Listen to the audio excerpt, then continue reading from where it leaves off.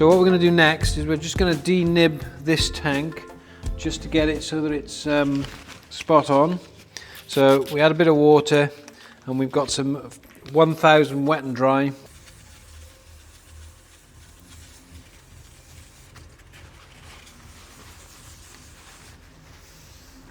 So by wiping it over here, we can then see shiny bits where the wet and dry has made it flat on all flat areas, but any lumps or bumps will appear as little shiny bits. So we want to just keep going until they disappear, but obviously not go through the paint at the same time. So slow and steady wins the race on this one. So that nib is now gone, the one we were concerned about there, and these other few little bits here. So the next thing we'll do is we'll polish that back up and make all that flat scratching disappear. So we've got a circular polisher. You can also get random ones as well. This is the one I prefer to use, but I wouldn't say either of them is any better than the other. And it's a wet sponge on the end of there basically. So we come in with a wet polishing pad, spread the polish out a bit, and then start actually polishing.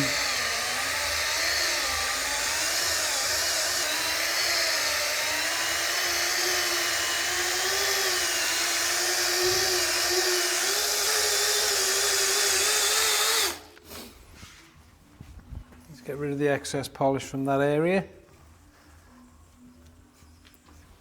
And we're going again.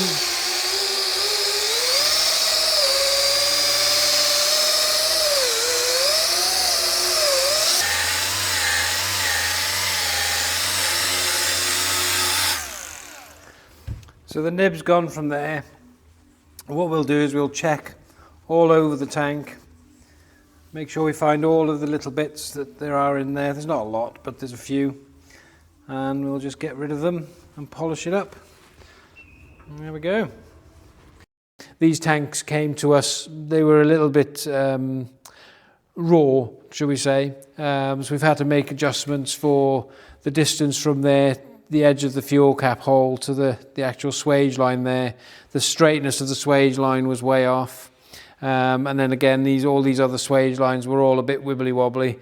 It's very difficult to work with aluminium and be accurate, because when they arrived they looked very nice, but when you actually start putting paint on there you start to find flaws. So these will be flatted down now. Any imperfections will be corrected. Now this is a show quality work, so we're aiming for as close to perfect as we can get. There's extra hours put in. There's already 80 plus hours into it at the moment, and there'll be another 40 at least goes into it before it goes out. We've won several awards in the past with other bikes we've done. We aim to do that with all of the show quality work. Our standard work is still better than your average body shop, but that's just how fussy I am basically.